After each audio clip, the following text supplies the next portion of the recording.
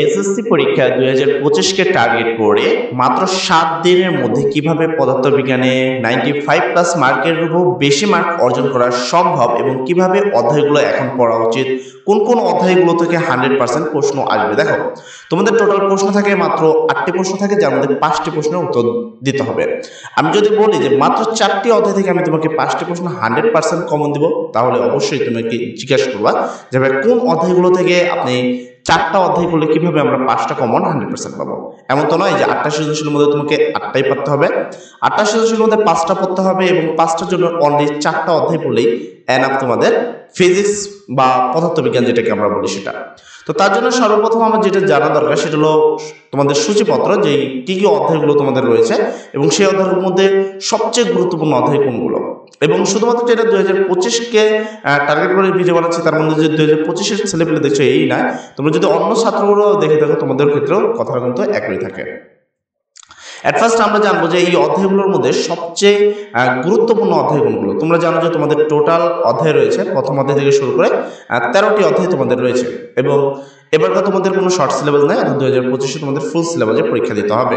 এবার কথা হলো এই অধ্যায়গুলোর মধ্যে সবচেয়ে গুরুত্বপূর্ণ অধ্যায় কোনটা। আমি সর্বপ্রথম দিব হলো অধ্যায় নাম্বার 2, যে অধ্যায়টা হলো গতির অধ্যায়। অধ্যায় কি? গতি। আমি তোমাকে 100% গ্যারান্টি দিচ্ছি যে এই অধ্যায় থেকে তুমি 100% কমন পাবা। তুমি চাইলে এটাকে যদি 7 স্টার 10 স্টার যত স্টার মুছে দিয়ে দাও, এটা 100% এই গতি অধ্যায় থেকে তুমি একটা প্রশ্ন কমন পাবা। এবার আসি যে গতি অধ্যায় থেকে একটা প্রশ্ন তো কমন পেলাম, ভাই প্রশ্নগুলো কোথা থেকে পড়বো, তাই না? এই ধরনের প্রশ্নগুলো আসে যে ভাইয়া এই যে আপনি প্রশ্নগুলো যদি একটু বলে দিতেন তাহলে আমাদের একটু ভালো হতো, এমসিকিউ গুলো কোথা থেকে পড়বো একটু বলে দিলে আমাদের একটু ভালো হতো। হ্যাঁ, অবশ্যই আমরা সেটাও বলে দিব, বাট আগে আমরা অধ্যায়গুলো সিলেকশন করবো, দেন আমরা শেষের দিকে এই কাজগুলো করে দিব। আচ্ছা, তারপরে দেখো তোমাদের অধ্যায় আছে বল। এখানে আমি অধ্যায়কে ইম্পর্টেন্ট দিব না, বাট আমি এই চতুর্থ অধ্যায়কে 100% গ্যারান্টি দিব। দ্বিতীয় অধ্যায় থেকে 100% প্রশ্ন আসবে, চতুর্থ নম্বর অধ্যায় থেকে 100% পরীক্ষায় প্রশ্ন আসবে এবং চতুর্থ অধ্যায়ের কোন কোন প্রশ্নগুলো পড়তে হবে সেই প্রশ্নটা আমরা বলে দেব। তো দ্বিতীয় অধ্যায়, চতুর্থ অধ্যায়, তারপরে তোমরা পড়বা পঞ্চম অধ্যায়। এই অধ্যায়টাও তোমাদের জন্য খুবই গুরুত্বপূর্ণ এবং এই অধ্যায় থেকেও 100% প্রশ্ন কিন্তু আসে। তো আমি এই অধ্যায়টিকেও 100% তোমাদের জন্য গুরুত্ব দিব। তাহলে মোটামুটি এখানে 3টা অধ্যায় সিলেকশন করছি এবং আমি তোমাকে 100% গ্যারান্টি দিচ্ছি এই 3টা অধ্যায় থেকে তুমি 3টা সৃজনশীল প্রশ্ন কমন পাবাই পাবা। আচ্ছা, তারপরে আসি আমরা এরপরের অধ্যায় কোনটা পড়বো, ষষ্ঠ অধ্যায় পড়বো কিনা। দেখো, পড়তে তো আমি কোনো অধ্যায় নিষেধ করবো না, কারণ নৈবেদিক প্রশ্ন আছে, একটা হলেও মাঝে মধ্যে প্রশ্ন আসে, বাট একটা প্রশ্নের জন্য একটা অধ্যায় পড়াই তো বোকা আমি, তাই আমি সেটাকে একটু আস্তে রাখবো। এরপরে আমি সবচেয়ে বেশি গুরুত্ব অধ্যায় দিব হলো এখানে একাদশ অধ্যায়, যে অধ্যায়টির নাম হলো চলতরিৎ।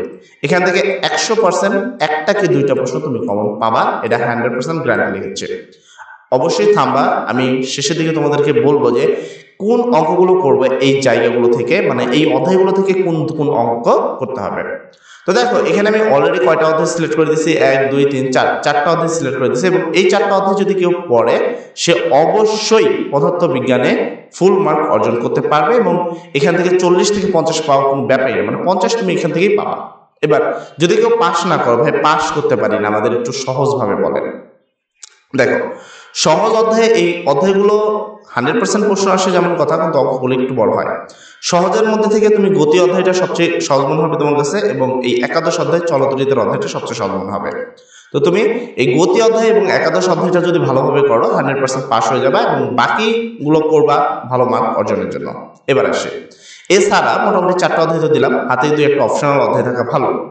সেক্ষেত্রে কোন অধ্যায়টা অপশনাল ভাবে আপনি দিবেন? হ্যাঁ, আমি সেই হিসেবে দিব হলো সপ্তম অধ্যায়কে, যে অধ্যায়টি হলো শব্দ তরঙ্গ। এই অধ্যায়টিও খুবই গুরুত্বপূর্ণ, বাট যেহেতু অলরেডি 4টা সৃজনশীল করে ফেলছি তাই আমি অধ্যায়টিকে দিইনি, বাট এই অধ্যায়টা খুবই, মানে এই অধ্যায়গুলো যেমন গুরুত্বপূর্ণ সেমভাবে তরঙ্গ শব্দ অধ্যায়টিও কিন্তু খুবই গুরুত্বপূর্ণ। আচ্ছা, এই তো হলো মোটামুটি 5টা অধ্যায়। এখন যদি কেউ বাহ্যিকভাবে আরো করতে চাও, ভাইয়া ম্যাথ ছাড়া কি আপনি কোনো অধ্যায় দিতে পারবেন যে যেটার মধ্যে ম্যাথ নাই কিন্তু প্রশ্ন আসে, প্রত্যেক সালে প্রশ্ন এসেছে কিন্তু সেই জিনিসে ম্যাথ নাই, ঠিক আছে? এটা তো সম্ভব, খুব ইজিতেই দেওয়া সম্ভব। এখানে তোমরা এই 2টা অধ্যায় দিচ্ছ, এই 2টা অধ্যায়তে কিছু কিছু অংশ করতে হবে। নাম্বার 1 এই অধ্যায়টা, যেখান থেকে প্রচুর পরিমাণে প্রশ্ন আসে। আলোর প্রতিফলনের টোটাল 5টা চিত্র আছে, প্রতিবিম্ব সৃষ্টি করে এই ধরনের যে অঙ্কগুলো মানে চিত্রগুলো রয়েছে সেগুলো তোমাদের পড়তে হবে এবং খুব ইজিলি এগুলো তোমরা পারবা। আরেকটা হলো নবম অধ্যায়, যার নাম হলো আলোর প্রতিসরণ। এই অধ্যায় থেকে আমি দাগ দিলাম এই জন্য যে এই অধ্যায় থেকে তুমি শুধু যে হর্ষদৃষ্টি এবং দীর্ঘদৃষ্টি রয়েছে এটা বলবা, এটা ঘ নম্বর প্রশ্ন আসে। মূলত প্রশ্ন আসে এই অধ্যায় থেকে, এটা মূলত গুরুত্বপূর্ণ অধ্যায়। বাট আমি ঘ নাম্বার কিছু কিছু ক্ষেত্রে প্রশ্নটা খেয়াল করেছি যে আলোর প্রতিসরণ যে অধ্যায়টা সেখান থেকে হর্ষদৃষ্টি এবং দীর্ঘদৃষ্টি এই ধরনের প্রশ্নগুলো দিয়ে দিচ্ছে। তো আমি মূলত দাগ দিলাম কত নম্বর অধ্যায়, 2 নম্বর অধ্যায়, চতুর্থ অধ্যায়, পঞ্চম অধ্যায়, তুমি চাইলে সপ্তম, অষ্টম এবং একাদশ। তাহলে হলো টোটাল হলো 2 3 4 5 6 6টা অধ্যায় এখানে রয়েছে এবং এই 6টা অধ্যায় যদি ভালোভাবে করো 100% গ্যারান্টি দিচ্ছি তুমি এই ফিজিক্স পরীক্ষায় মানে পদার্থবিজ্ঞান পরীক্ষায় A+ পেয়ে চলে আসবে। এবার আসে যে ভাই এই অধ্যায়গুলো থেকে একটু প্রশ্নগুলো বলে দেন, কি কি ধরনের প্রশ্নগুলো আমরা পড়ব। আচ্ছা, প্রথমে আসি হলো গতি অধ্যায় থেকে শুরু করি। গতি অধ্যায়ে তুমি কি কি ধরনের প্রশ্নগুলো পড়বা? গতি অধ্যায়ে তুমি প্রশ্ন পড়বা মোটামুটি 3 ধরনের।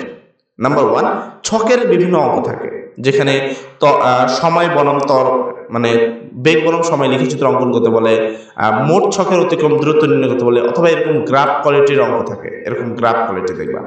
ঠিক আছে, এই ধরনের অঙ্কগুলো সর্বপ্রথম করবা গ্রাফ কোয়ালিটির, অথবা এই যে এরকম ছক কোয়ালিটির যে অঙ্কগুলো থাকে, ঠিক আছে, এরকম বেগ বনাম সময় লিখিচিত্র একটা ছক দেওয়া থাকে, এই যে 2 ধরনের চিত্র রয়েছে এই ধরনের অঙ্ক তুমি করবা। এখন কথা হলো সাল তো অনেক আছে ভাই, 2015 থেকে শুরু করে আজ 2024 পর্যন্ত সবগুলো সালই কিন্তু মোটামুটি আছে 2025-এর আগ পর্যন্ত। এবার এই সালগুলোর মধ্যে কোন সালগুলো আমরা সবচেয়ে বেশি করে পড়বো? এক্ষেত্রে আমি তোমাদের রিকমেন্ড করবো সবচেয়ে বেশি করে গুরুত্ব দেওয়ার জন্য, তোমরা যেহেতু 25-এ পরীক্ষা দিবা, তোমরা 23 সাল, 22 সাল, ঠিক আছে, এবং 19 সাল, এই 3টা সালকে গুরুত্ব দিবা এবং এই 3টা সালের প্রশ্নগুলো খুব বেশি করে পড়বা, 23, 22 এবং 19। এই প্রশ্নগুলো যদি তুমি ভালো করে পড়ো তাহলে 100% তুমি প্রশ্নের কমন পাবা। তো এই হলো আমাদের গতি অধ্যায় থেকে আমরা কি ধরনের প্রশ্ন পড়বো। এরপর হলো এরপরে কাজ ক্ষমতা ও শক্তি। আচ্ছা, কাজ ক্ষমতা ও শক্তি থেকে কি ধরনের অঙ্কগুলো করবো বা কোন ধরনের ম্যাথগুলো আমরা পড়বো। এক্ষেত্রে আমি তোমাদেরকে রিকমেন্ড করবো যে কাজ ক্ষমতা এবং শক্তির জন্য তোমরা যেই ধরনের ম্যাথগুলো করবা, এট ফার্স্ট তোমরা সর্বপ্রথম যেটা পড়বা কাজ ক্ষমতা শক্তি, সেটা হলো তোমাদের শক্তির সংরক্ষণ নীতিকে সমর্থন করে। শক্তির সংরক্ষণশীল নীতিকে সমর্থন করে এই ধরনের যে বোর্ডগুলো রয়েছে এগুলো করবা। তারপরে এই সেম শক্তি এই প্রশ্নটা আরেকভাবে ঘুরায় দেয় যে কত উচ্চতায়, ভূমি থেকে কত উচ্চতায় বিভব শক্তি গতিশক্তির দ্বিগুণ, বিভব শক্তি গতিশক্তির 1/7, এই ধরনের অঙ্কগুলো তুমি এখানে বেশি ধরনের করবা।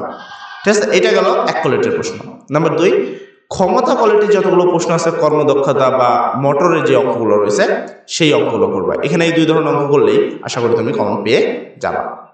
তারপর হলো পদার্থের অবস্থা ও চাপ। এখান থেকে কি ধরনের অঙ্ক করবো? পদার্থের অবস্থা ও চাপ থেকে সর্বপ্রথম পিস্টনের অঙ্ক করবা, আর্কিমিডিক্সের অঙ্কগুলো করবা এবং তোমার যে সর্বশেষ যে বস্তুটি ডুববে না ভাসবে এই ধরনের অঙ্কগুলো তোমরা এখান থেকে করবা। বোর্ডগুলো সেম 23, 22 এবং 21। এই কাজ ক্ষমতার ক্ষেত্রে 23, 22, 21। পঞ্চম অধ্যায়ের জন্য 23, 22, 21 এই 3টা অধ্যায় খুব ভালো করে করবা। আচ্ছা, তারপরে আসি সপ্তম অধ্যায়, যে অধ্যায়ের নাম হলো তরঙ্গ শব্দ। তরঙ্গ শব্দ থেকে কি করবো? প্রথম এই বোর্ডগুলো করবা। এই বোর্ডগুলোর মধ্যে আবার বাছাই করে যদি দিই যে এর মধ্যে আবার কোনগুলো করবো। তরঙ্গ শব্দ থেকে সবচেয়ে বেশি করবো প্রতিফলন। প্রতিফলন শোনা যাবে কিনা, বা কক্ষ তাপমাত্রা বা 40 ডিগ্রি তাপমাত্রা ওই জায়গায় বেগ কত হবে, এই ধরনের অঙ্কগুলো তোমরা সবচেয়ে বেশি দেখবা তরঙ্গ শব্দতে। এই ধরনের অঙ্কগুলো সবচেয়ে বেশি করে তোমরা মনোযোগ সহকারে করবা। আলোর প্রতিফলন তো সর্বপ্রথমেই বললাম যে 5 ধরনের চিত্র রয়েছে যে প্রতিবিম্ব তৈরি করে। এই প্রতিবিম্ব তৈরি করার কাজ করবা। আর একটা অঙ্ক আছে তোমার হলো রৈখিক বিবর্তন নির্ণয় করা, এই অঙ্কটা করবা। জাস্ট এই একটা অঙ্ক করবা আর 5টা চিত্র শিখবা, তাহলে এইখান থেকে তুমি একটা অঙ্ক পাবা। এরপর তোমাদের শেষ অধ্যায় চলতরিৎ। এই অধ্যায় থেকে কি কি পড়া যায়? আচ্ছা, চলতরিৎ থেকে কি কি পড়বা এই টপিকটা বলি। চলতরিৎে সর্বপ্রথম তোমরা তুল্যরোধ নির্ণয় করা শিখবা, তড়িৎ প্রবাহ নির্ণয় করা শিখবা। তারপর হলো ক্ষমতা, কার ক্ষমতা বেশি কার ক্ষমতা কম, এই ধরনের অঙ্কগুলো শিখবা। তারপর কার মধ্যে দিয়ে কতটুকু তড়িৎ, মানে কোন রোধের মধ্যে দিয়ে কতটুকু তড়িৎ প্রবাহিত হবে। তুমি যদি এই ধরনের অঙ্কগুলো শিখতে পারো তাহলে 100% গ্যারান্টি থাকবে তুমি চলতরিৎ থেকে প্রশ্ন পারবা যে কার ক্ষমতা বেশি, কোন রোধের ক্ষমতা বেশি, অথবা কোন রোধের মধ্যে দিয়ে কি পরিমাণ তড়িৎ প্রবাহিত হচ্ছে। এই অঙ্কগুলো যদি করো, বিশেষ করে 23, 22 এবং 19 থেকে যদি করো তাহলে 100% তুমি কম পাবা।